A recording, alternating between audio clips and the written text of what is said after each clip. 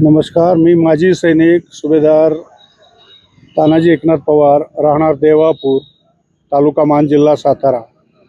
मला 1 मार्च 1978 साली 5 एकर जमीन जलसंपदा विभागाने कसून खाण्यासाठी 11 महिन्याच्या कराराने दिली। त्या जमिनीवर जवळजवळ 10-20 वर्षे मी सुधारणा लेवल करून घेणे, गाळ भरणे, विहिरी पाडणे, घर बांधणे, निवारा करणे अशी शेतीची मी प्रगती केली। मी 44 वर्ष शेती केल्यानंतर राजेवाडी गावातील स्थानिक गुंड बाळू नामदेव पुजारी, सचिन बाळू पुजारी, अर्जुन बाबा पुजारी व त्यांचे चिरंजीव असे सर्व नातेवाईक मिळून कोरोना काळात माझ्या कामगारांना हाकलून देऊन शिव्यागाळ करून, जातीवाचक शिवीगाळ करून त्यांना हाकलून काढलेलं आहे आणि माझ्या जमिनीवर अतिक्रमण केलेलं आहे।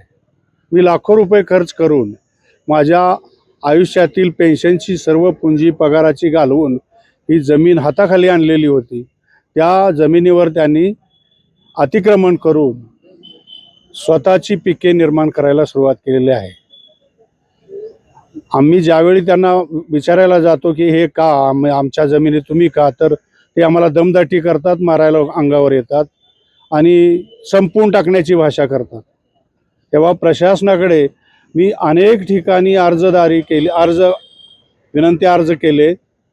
महाराष्ट्र शासन, जलसंपदा विभाग, त्यातील संबंधित मंत्री, अधिकारी, फलटण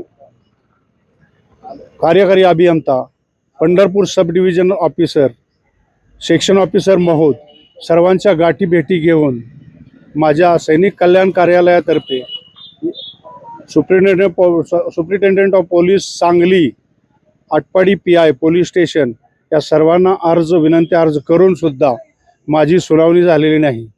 हा माझ्यावरील अन्याय माझ्या एकट्यावरच आहे असं नाही, अनेक माजी सैनिकांना त्यांनी हाकलून लावलेलं आहे। स्थानिक गुंड प्रवृत्ती जी आहे ती प्रबळ आहे आणि लोकांना तिथं स्थिर राहू देत नाहीत, कुणाला उदरनिर्वाहासाठी मिळालेल्या जमिनी थांबवू देत नाहीत। हा अन्याय कुठपर्यंत सहन करायचा? तर माझी शासनाला मागणी आहे की चालू सरकार, भाजप आणि प्रशासन,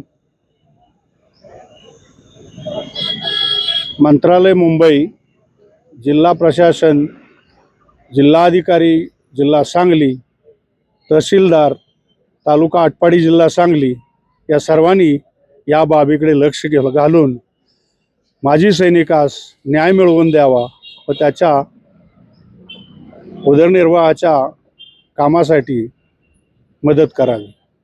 धन्यवाद।